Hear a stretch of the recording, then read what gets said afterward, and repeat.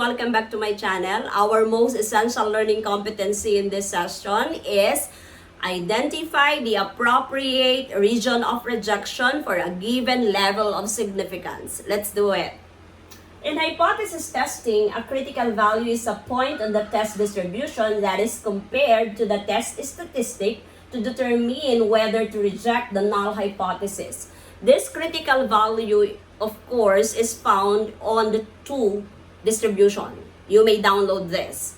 The first one is what we call the z-score or the standard normal distribution, in which this includes one-tailed test and two-tailed test. The other one is the t-distribution, which also includes the one-tailed test and the two-tailed test. Now, when do we use the z or the standard normal distribution? Of course, if our population variance is known, or meaning the standard deviation of the population is known.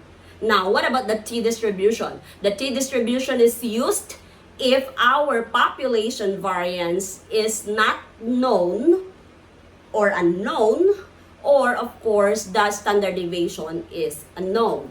Now, critical values for a test of hypothesis depend upon the test statistic, which is specific to the type of the test, and significance level, alpha, which defines the sensitivity of the test. Again, significance level alpha defines the sensitivity of the test. A value of alpha equals 0.05 implies that the null hypothesis is rejected at 5% of the time when it is in fact true.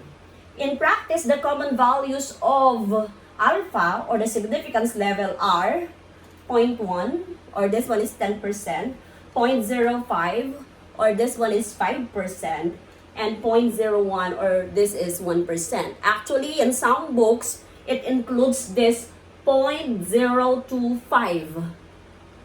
So, this is 2.5%. So, I have already downloaded, of course, the table for the critical value of the z distribution or the standard normal distribution.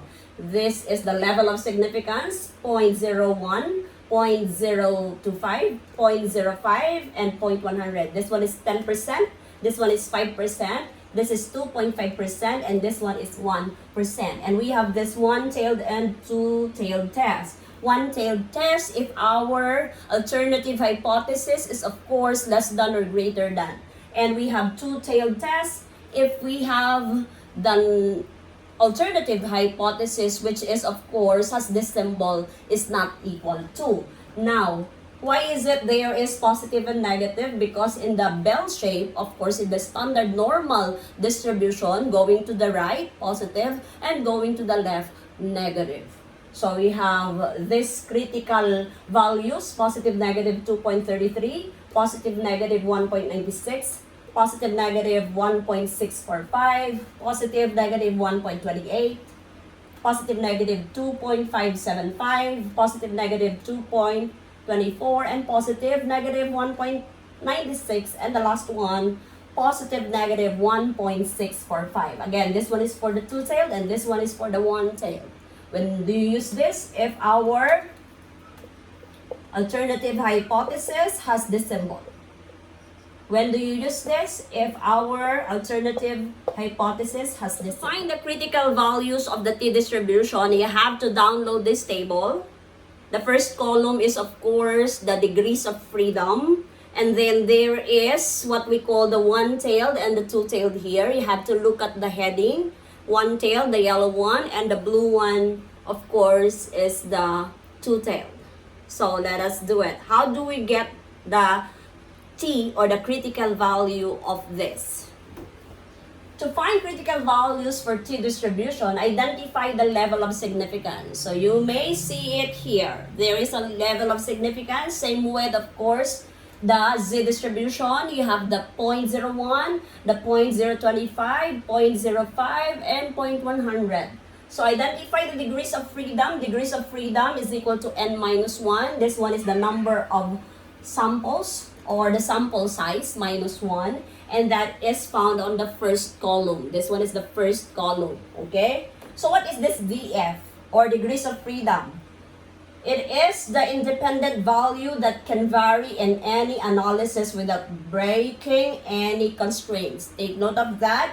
Independent value that can vary in any analysis. So meaning to say, it changes. Now, find the critical value using the t distribution in the row with n minus 1. As I have said, I will illustrate that later. If the hypothesis test is left-tailed, use a one-tailed column. There is a one-tailed column here and there is a two-tailed column here. Now, for A and B, these are, of course, one-tailed. It can be to the left or it can be to the right. For the two-tailed, of course, use a two-tailed column with a negative and a positive sign. So here, I will be illustrating it. Let's take these examples now. Directions. Find the critical value of the following. Number 1, right-tailed test. So, meaning this is one-tailed. Right-tailed, so it's positive. Level of significance, we have alpha 0.05 or that is 5%. Our n or sample size is 25. Okay. So we do not have variance or standard deviation of the population here, and our n is less than 25. So therefore, we will be using here the t distribution. Okay. So in the t distribution, this is what we call the DF or degrees of freedom, which is equivalent to n minus 1. So this is 25 minus 1. This is 24. Now, the critical value here will be, of course, equal to, you have to look at the degree of freedom. Here is the degree of freedom column. That is 24. So you look for the 24. And then you look for one-tailed, the yellow one. And then you have to look for 0.05. So this is the 0.05 column. And then 24, you have to look for the 24 DF. And you will be getting there 1.711. Example number 2. So we have two-tailed test. So we have two-tailed. And then our level of significance is 0.05. And our n or sample size is 20. Again, our standard deviation for the population is not given. And our n is less than 30. Therefore, we will be using the t distribution. Let's identify the DF or degrees of freedom. This one is equivalent to 20 minus 1. That is n minus 1. So DF is equal to 19. Again, you have to look for the column DF, the first column in your table, which is 19. And then you have to look for the two-tailed. We'll be getting there. T equals 2.8. Number 3. So we have left-tailed test. So that is one-tailed. And that is negative, of course. Now, we have the level of significance, 0.05, and our n is 50. This one is greater than or equal to 30. So therefore, we will be using the z distribution here. You just look for, of course, the one-tailed. So this one is one-tailed, this one is one-tailed. The level of significance is 0.05. 0.05, this one-tailed. Your answer here will be z equals negative 1 point, you have to get the negative 645 because this one is one-tailed, left-tailed test, I mean. Example 4, two-tailed test. So this one is two-tailed. And then we have the level of significance, 0.01, and n is equal to 67. Okay, so our n is greater than or equal to 30. So therefore, we use the z distribution. So this one is the z distribution. Therefore, our z here will be, you have to look for the significance level of 0.01 here. And then, you have to look for two-tailed. This one. Since the value is positive and negative 2.575. We need to include positive and negative here because this one is two-tailed. Remember that this one uses the symbol for alternative hypothesis is not equal to. So, positive and negative 2.575. Example number 5. We have one-tailed test. So, this is one-tailed. It is not specified whether it is to the left or to the right. And this one is, of course, 0.05 level of significance. N is equal to 34. And standard deviation of the population is known. So, therefore, it's greater than or equal to 30. Again, we use the z distribution. And the z now is equivalent to 0.05. 0.05, where is that? Here. This is one-tailed. So, 0.05 one-tailed, we have positive and negative 1.645. Okay. We have positive and negative here because we do not know if it is going to the left or going to the right. This time, we will be finding the rejection region for each hypothesis test based on the information, of course, given. So, number 1, we have here the null hypothesis mean is equivalent to 121. And then the alternative hypothesis mean is greater than 121. So, this one is definitely one-tailed. Okay? So, our level of significance is 0.01 and our n is 39 and of course, our standard deviation of the population is known. Okay.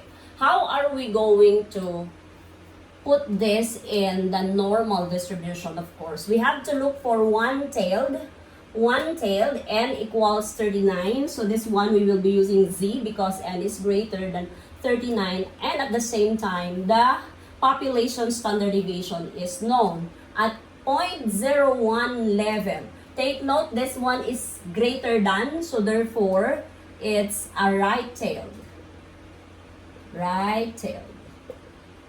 Okay, so it's right-tailed going to the right, meaning we will be using this side as our rejection region. So, we look for one-tailed, z distribution. This one is the z distribution, 0.01, 0.01.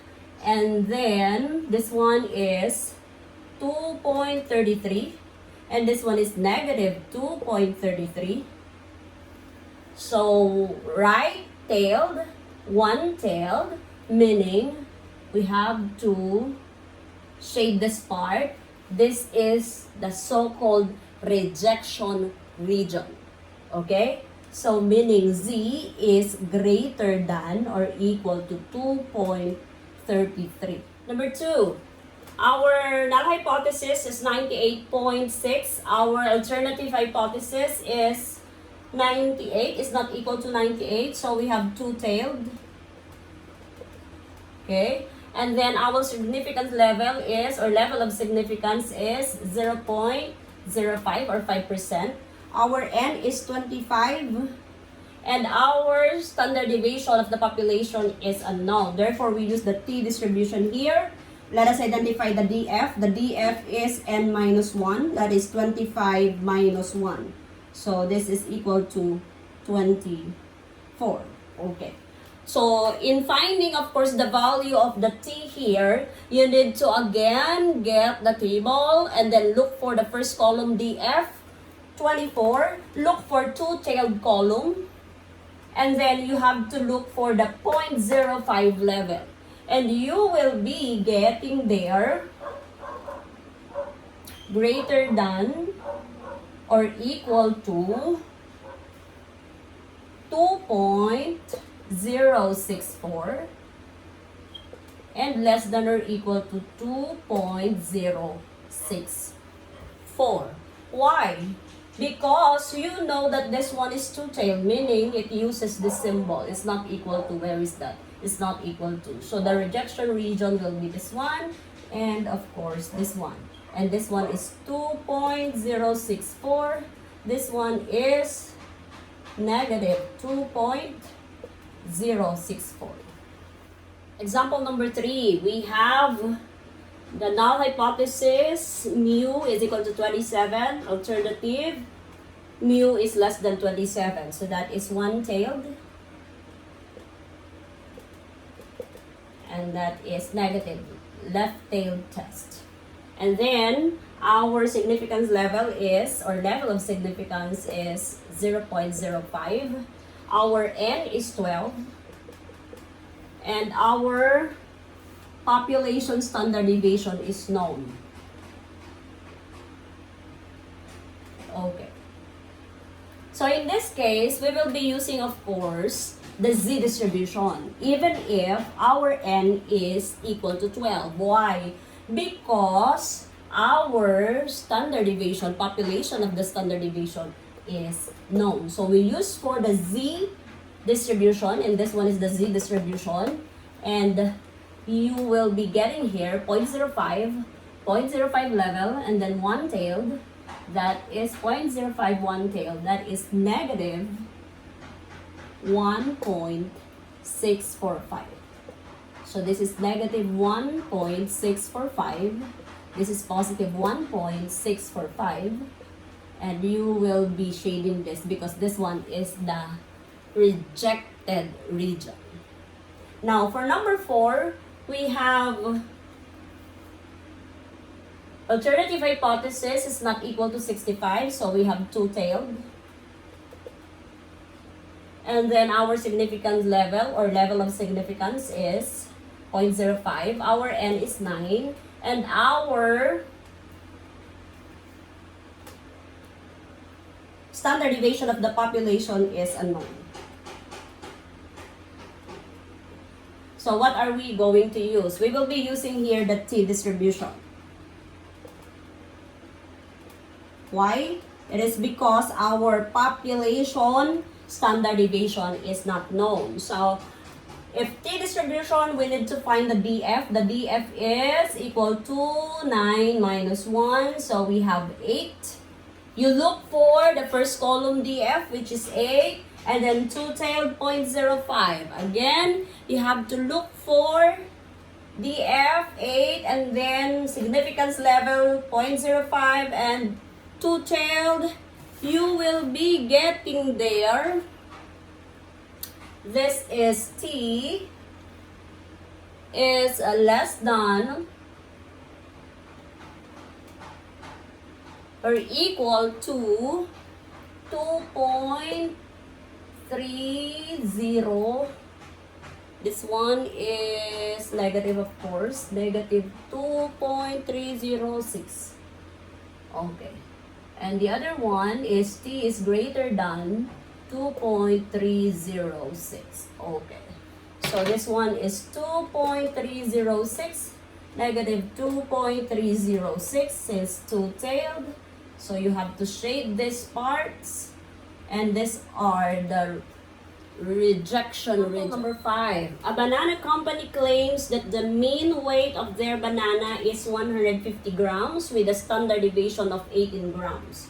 So we have the null hypothesis, mu is equal to 150. Therefore, our alternative is mu is not equal to 150. The standard deviation of the population is given, which is 18. The data generated from a sample of 49 bananas. So our n is 49. randomly selected indicated a mean weight of 153.5 grams per banana. Is there sufficient evidence to reject the company's claim? We'll see. And then, our level of significance is 0.05. So, based on this, of course, this is two-tailed. And our population standard deviation is known, so this is Z test or C distribution. Therefore, we need to find the Z score there. Now, this one is two-tailed. So, we have to look for two-tailed here. This one is two-tailed. The level of significance is 0.05. That is positive negative 1.96. So, this is 1.96. And this one is negative 1.96. Now, where is the region of rejection? This one. This one. Positive and negative 1.96.